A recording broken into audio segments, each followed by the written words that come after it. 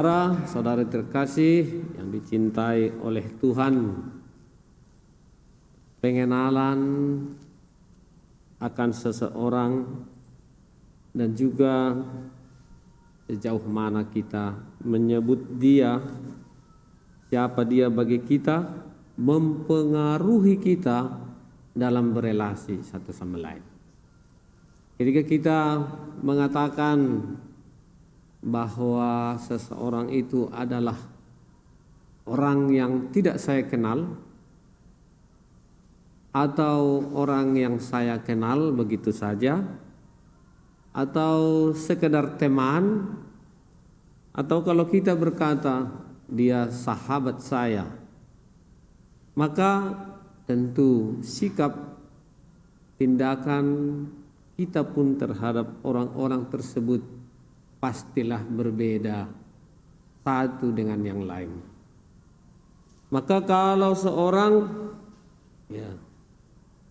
menyatakan kepada orang lain, dia suami saya, dia istri saya, dia anak saya, dia bapak saya, maka hal itu juga akan mempengaruhi bagaimana sikap dan tindakannya terhadap orang tersebut.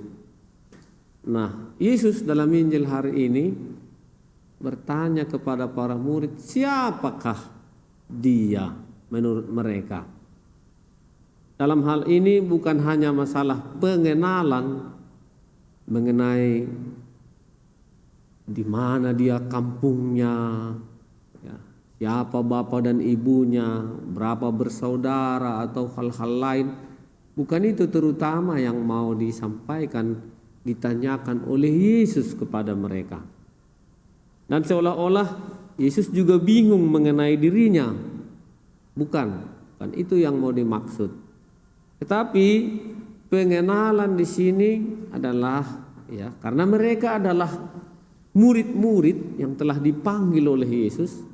Tentu konsekuensi dari seorang murid adalah mengenal gurunya dengan baik, sehingga mereka dapat mencapai apa yang menjadi tujuannya.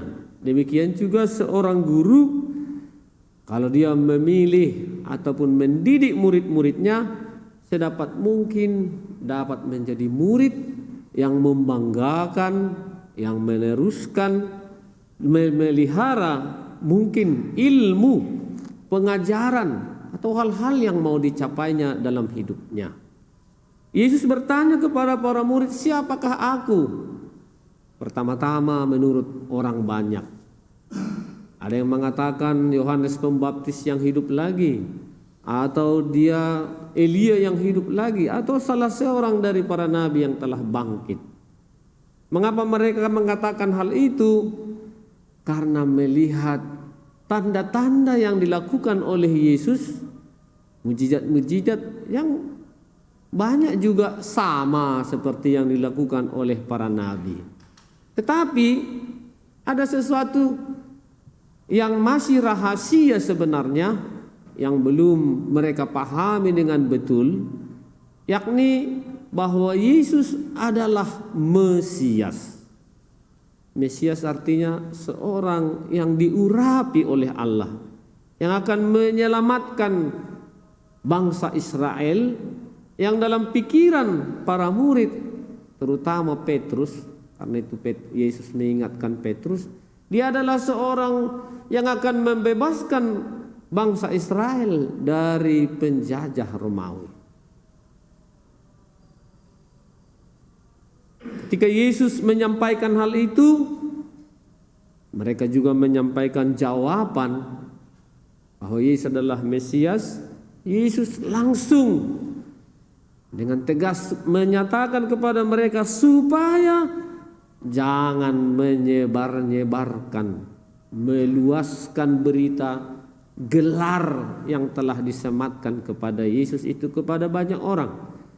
Karena apa?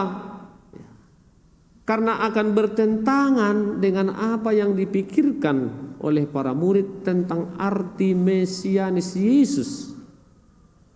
Karena sesudah itu Yesus langsung menyatakan anak manusia akan menanggung banyak penderitaan, ditolak oleh para tua-tua, oleh para imam kepala, para ahli Taurat, dibunuh dan dibangkitkan pada hari ketiga. Sesuatu yang bertentangan dengan pikiran dan harapan para murid sendiri. Nah, dalam proses ini Yesus mau supaya para murid itu membatinkan, ya, membatinkan pengenalan mereka akan Yesus itu. Dengan apa? Dengan melihatnya dan juga dengan merenungkannya serta dalam doa-doa yang tekun. Karena apa? Karena ketika Yesus sedang berdoalah mereka datang berjumpa dengan Yesus. Nah, saudara-saudari yang terkasih, sebagai umat beriman kita juga sampai hari ini masuk dalam proses yang sama. Entah sejauh mana, setua apapun kita, pengalaman iman kita, pertanyaan yang sama selalu muncul. Siapakah Yesus itu bagi kita? Dan tentu ya, dalam hal ini Yesus juga berkata kepada kita supaya kita tidak mewartakan Yesus yang salah. Itulah memang alasan Yesus menyuruh mereka untuk tidak menyebarluaskan. Karena kalau mereka mewartakan Yesus yang salah, jangan-jangan nanti ya, tujuan dari kehadiran Yesus akan terganggu. Karena apa? Karena sudah semakin cepat orang menolak proses dari perjalanan Yesus menuju Yerusalem bisa tidak terlaksana. Demikianlah hidup kita, setiap hari juga kita bergulat. Dan sering kita masuk dalam persepsi yang salah. Hanya orang yang mau mengenal Yesus dengan membaca literatur kitab suci, mendengar katekesi mendalam dari Pastor Redemptus, berkobar-kobar setiap malam.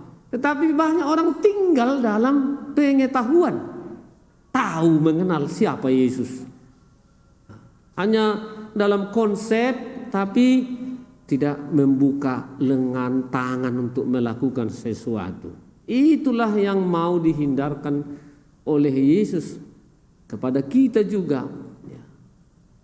Ada semacam kecenderungan orang yang sungguh-sungguh ingin mengenal Yesus, tetapi lebih banyak tinggal dalam pengetahuan saja, kurang berbuat, kurang bertindak.